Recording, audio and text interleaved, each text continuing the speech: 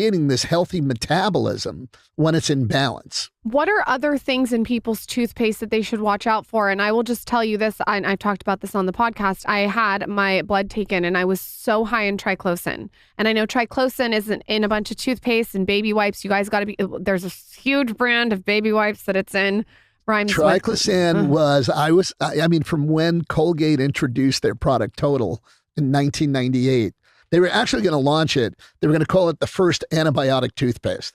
And then there was this whole public, They were going to call it an antibiotic toothpaste. And then they changed right away and they said, oh, it's the plaque killing, toothpaste, and everything in oral care has been about kill, baby, burn. And it's like kill plaque, kill germs, and, like you got to sterilize your mouth. And it was, one of my professors, he was actually retired. He was the head of the pediatric dentistry department, wrote the textbook on pediatric dentistry. He was involved in every international dental organization and the dental representative to the United Nations, all this stuff. This guy, Dr. Stephen Moss, taught me the oral microbiome. And he had actually distributed money on behalf of major corporations to do science on different stuff. One of them was triclosan, to it's kind of like the tail wags the dog, to do the science. So when the product launches, they could say, science has shown that Colgate Total kills plaque 24 hours a day. And he came to me, and I had originally developed Revitin as a nutritional product. So I saw a study from the 1970s from Japan that showed that diseased gums were deficient in two key nutrients, vitamin C.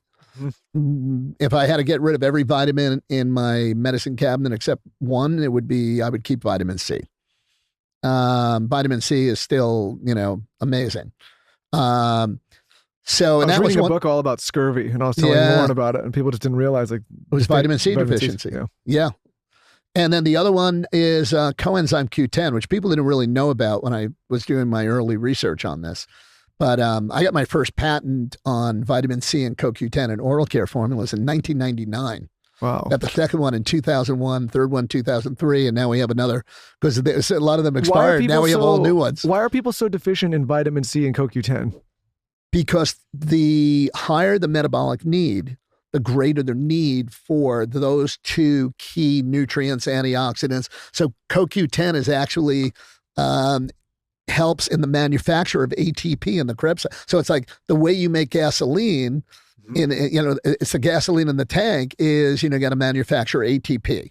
So, and where does it happen? In mitochondria. What's under attack these days the most? Your mitochondria. Mitochondrial repair is essential. And so that's the first line of defense. It gets taken out, your CoQ10 levels. So what are CoQ10, yeah. What are these things we should look for in our toothpaste, the ingredients? Okay. So let's talk about what's bad. Okay. And I know I gave you a long answer to that, but there are things we've used in toothpaste a long time, which just are not sodium lauryl sulfate. It's what makes toothpaste foam up. It actually is an irritant. They use sodium lauryl sulfate to irritate your skin to test dermatological products. I don't mean to brag, but when Michael first started dating me, he was using Crest, and I was like, no way. By the way, we started dating when I was 20 years old, so we're talking like two decades. You used it for a long time, and you guys are married 20 years? No, but we've been together for almost 20 years. Not with that Crest, we don't. No. Good for you. Good. Okay, you were using irritants in your mouth. Wait, I need to go back to the ingredients to not look for. Go ahead. Yes. So what's bad in toothpaste? What's bad in toothpaste is sodium lauryl sulfate. What's bad in toothpaste, of course, is fluoride. It is Procter & Gamble, I think, launched a product called Crest Sparkle. It was fluorescent blue, bubblegum flavored. I remember that. And it had sparkles in it.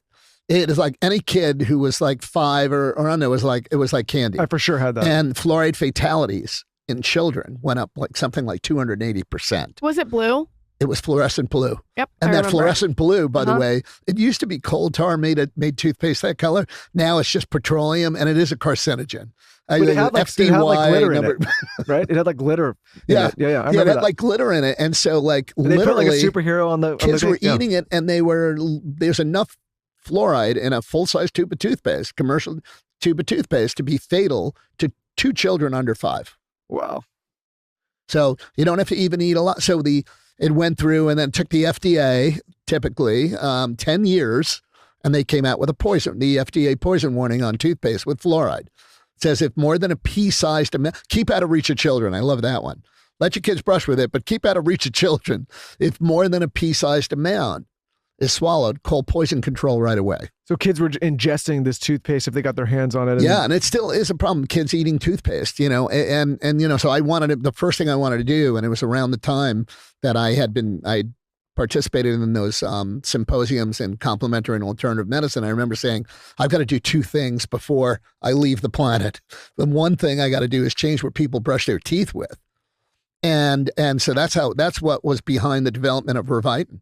It's like you can literally take a pea-sized amount, and my grandson's been eating this from 6 years old, and it actually improves your gut microbiome too. It's funny because eating this healthy metabolism when it's in balance. What are other things in people's toothpaste that they should watch out for? And I will just tell you this, I've talked about this on the podcast. I had my blood taken and I was so high in triclosan. And I know triclosan isn't in a bunch of toothpaste and baby wipes. You guys got to be, there's a huge brand of baby wipes that it's in.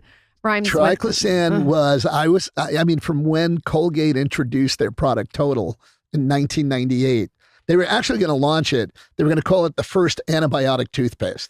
And then there was this whole public, they were going to call it an antibiotic toothpaste. And then they changed right away and they said, it's the plaque killing, toothpaste, and everything in oral care has been about kill, baby, burn. And it's like kill plaque, kill germs, and like you got to sterilize your mouth. And it was one of my professors. He was actually retired. He was the head of the pediatric